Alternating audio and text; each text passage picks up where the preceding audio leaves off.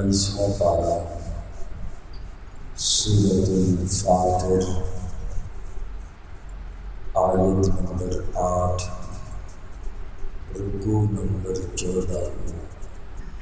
اعوذ باللہ من الشیطان الرجیم،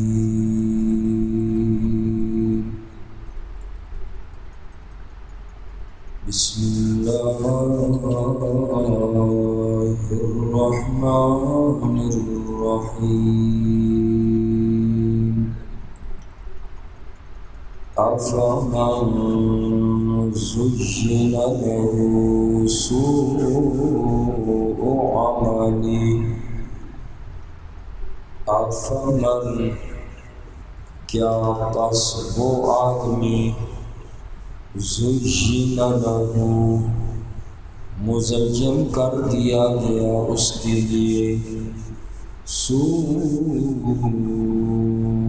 عملی اس کا برا عمل، فرآہ حسنا وہ اس کو دیکھتا ہے اچھا، فإن اللہ پس بے شک اللہ تعالی یضل من یشاء گمراہ کرتے ہیں جسے چاہتے ہیں، وَيَهْدِي مَن يَشَاءُ اور ہدایت دیتے ہیں جسے چاہتے ہیں۔ فَلَا تَذْهَبْ نَفْسُكَ پس نہ ختم ہو جائے آپ کی جان، عَلَيْهِمْ حَسَرَاتٍ ان پر افسوس کرتے ہوئے، ان اللہ بے شک اللہ تعالی علیم بما یصنعون جانتے ہیں جو وہ بناتے ہیں۔ آج کی اس آیت مبارکہ میں اللہ کریم نے فرمایا کہ شیطان برے کاموں کو انسان کے لیے مزین اور خوشنما بنا کر پیش کرتا ہے۔ مثلا گناہ کا کوئی بھی کام ہو، شیطان اسے انسان کے سامنے بڑا اچھا کر کے پیش کرتا ہے۔ مثلا چوری ہے تو شیطان چوری کے کام کو مزین کرتا ہے کہ بھئی چوری میں یہ فائدہ ہے، فوراً امیر ہو جائے گا، اور غلط کام پر شیطان انسان کو آمادہ کر دیتا ہے۔ تو فرمایا ایک وہ جو انسان برے اعمال کرتا ہے، اور دوسرا وہ انسان ہے جو نیک اعمال کرتا ہے، تو کیا یہ دونوں شخص برابر ہو سکتے ہیں؟ فرمایا یہ کبھی بھی برابر نہیں ہو سکتے۔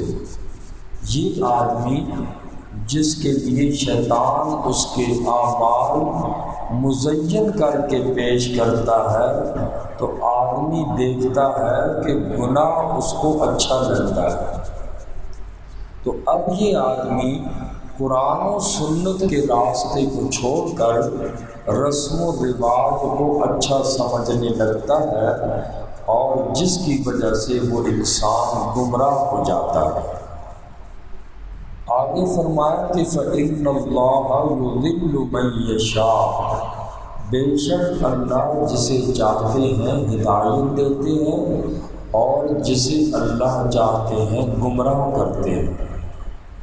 اس سے سوال یہ پیدا ہوتا ہے کہ جب اللہ ہدایت دیتا ہے بندے کو، گمراہ بھی اللہ کرتے ہیں، تو اس میں بندے کا کیا قصور ہے؟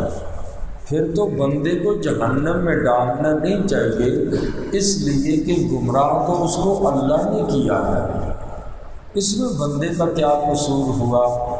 تو یاد رکھیں کہ انسان جب پیدا ہوتا ہے انسان کی فطرت میں اللہ نے اسلام رکھا ہے، چاہے وہ کافر کے ہاں بچہ پیدا ہو یا مسلمان کے ہاں بچہ پیدا ہو، فطرتاً وہ بچہ مسلمان ہوتا ہے۔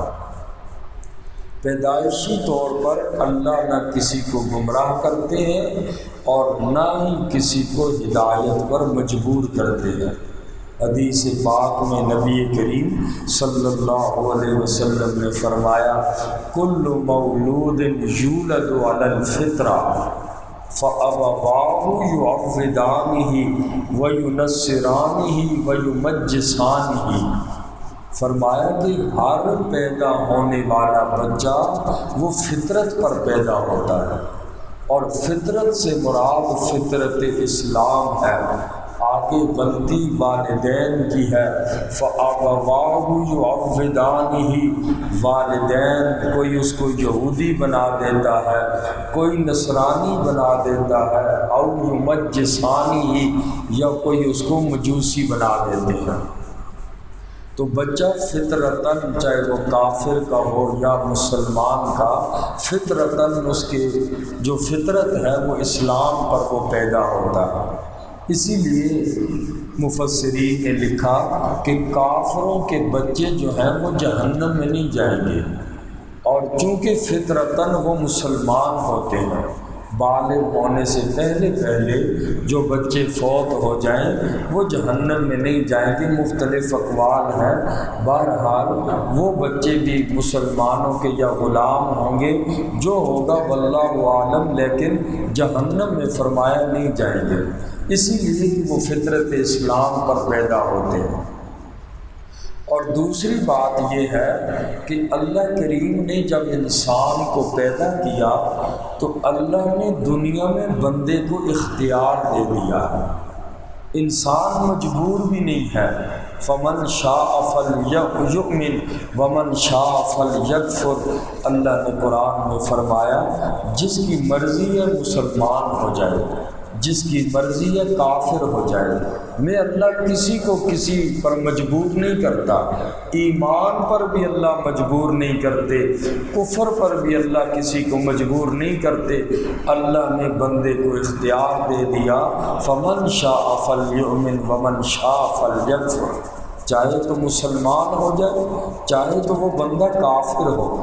اور یہ یقینی بات ہے، جو بندہ حق کا طلبگار ہوتا ہے اللہ ضرور اس انسان کو سیدھے راستے پر ضرور چلا دیتے ہیں، چاہے کوئی کافر ہی کیوں نہ ہو۔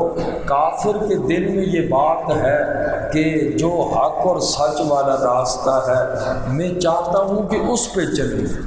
اب آگے کوئی راستہ اسے مل نہیں رہا، اگرچہ کچھ نہ صحیح موت سے پہلے اللہ حق کے طلبگار کو حق کا راستہ بتا دیتے ہیں۔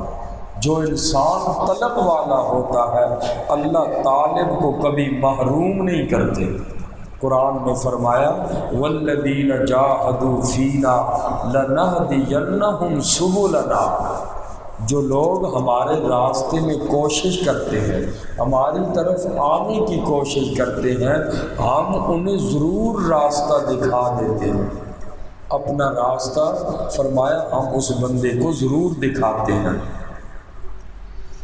فرمایا افمن زین لہ سوء عملی، کیا وہ آدمی کہ مزین کر دیے گئے اس کے لیے اس کے برے عمل، فرآہ حسنا، وہ اس کو دیکھتا ہے اچھا، فإن اللہ، پس بے شک اللہ تعالی، یضل من یشاء، گمراہ کرتے ہیں جسے چاہتے ہیں، ویہدی من یشاء،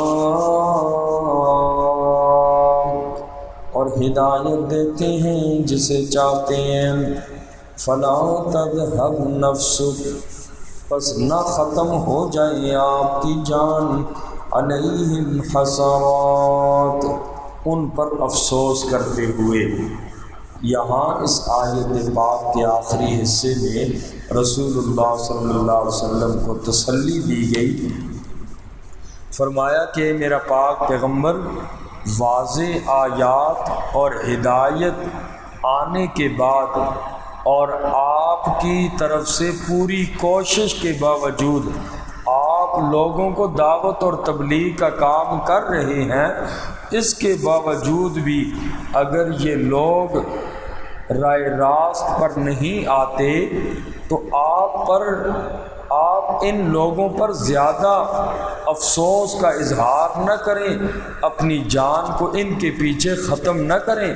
آپ نے اپنا فریضہ ادا کر دیا ہے، اللہ کا پیغام آپ نے ان لوگوں تک پہنچا دیا ہے، لہذا فلا تذهب نفسک علیہم حسرات، آپ اپنی جان کو ان پر افسوس کرتے ہوئے ختم نہ کریں۔ آپ کا فریضہ پورا ہو چکا ہے اور ہدایت آپ کے قبضے میں نہیں ہے۔ ان اللہ علیم بما یصنعون، بے شک اللہ جانتے ہیں جو وہ بناتے ہیں۔ اگلی آیت مبارکہ میں فرمایا کہ دیکھیں جس طرح اللہ نے اپنے رسول اور کتابیں بھیج کر اللہ نے آخرت کی زندگی کا سامان پیدا کیا کہ لوگوں اپنی آخرت کی تیاری کر لو، اسی طرح اللہ تبارک و تعالی نے اس دنیا کی زندگی کا سامان اور وسائل بھی پیدا فرمائے، جن کا ذکر اللہ نے اس آیت پاک میں فرمایا کہ اللہ اپنی حکمت اور مصلحت کے مطابق بارش کا نظام کیسے کرتے ہیں۔ فرمایا سمندروں سے بخارات اٹھاتا ہے اللہ تبارک و تعالی، پھر ہوائیں ان بخارات کو اٹھا کر لے چلتی ہیں خشک علاقوں کی طرف، لے کر وہ ہوائیں ان بخارات کو لے کر جاتی ہیں جہاں اللہ کی طرف سے بارش برسانا مقصود ہوتا ہے، وہاں اللہ کریم بارش کو برسا دیتے ہیں۔ اور فرمایا کہ پھر وہاں اللہ بنجر زمین کو آباد کرتے ہیں اس پانی کے ذریعے، اور اس زمین سے پھل اور پھول اگتے ہیں۔ فرمایا دیکھو جس طرح بنجر زمین کو اللہ آباد کرتے ہیں، اسی طریقے سے اللہ قیامت کے دن مردوں کو بھی زندہ کریں گے، چونکہ مکہ کے مشرک اس بات کے منکر تھے کہ جب ہماری ہڈیاں بوسیدہ ہو جائیں گی، گوشت ہمارا گل سڑ جائے گا، ہمیں کوئی دوبارہ زندہ نہیں کر سکتا۔ اللہ کریم نے ان کے لیے جواب فرمایا کہ ذرا تم غور تو کرو، بنجر زمین کو میں اللہ آباد کرتا ہوں، کیا میرے لیے تمہارا دوبارہ اٹھانا کوئی بھی مشکل نہیں ہے جس کے تم منکر ہو رہے ہو۔ فرمایا واللہ الذی ارسل الریاح، اور اللہ کی ذات وہ ذات ہے الذی ارسل الریاح، جس نے بھیجی ہوائیں، فتثیر سحابا، پس وہ اٹھاتی ہیں بادلوں کو، فسقناہ، ہم ان کو چلاتے ہیں، الی بلد میت، بنجر شہر کی طرف، مردہ شہر کی طرف، یعنی بنجر زمین کی طرف، فاحیینا بہ الارض، ہم زندہ کرتے ہیں اس پانی کے ذریعے زمین کو، بعد موتہا، اس کے بنجر ہونے کے بعد، کذالک النشور، اسی طرح ہم دوبارہ اٹھائیں گے، کذالک النشور، اسی طرح دوبارہ اٹھنا ہے، یعنی دوبارہ انسان کے ایک دفعہ مرنے کے بعد قیامت کے دن روز محشر میں اللہ کے حضور سب لوگوں کی حاضری ہونی ہے۔ تو اے مکہ کے مشرکو، اللہ کے لیے کوئی بھی مشکل نہیں ہے دوبارہ انسان کو زندہ کرنا۔ اللہ تعالی ہم سب کو عمل کرے۔ الحمدللہ رب العالمین والعاقبۃ للمتقین، والصلاة والسلام علی سید الانبیاء والمرسلین وعلی آل بیتہ واصحابہ اجمعین برحمتک۔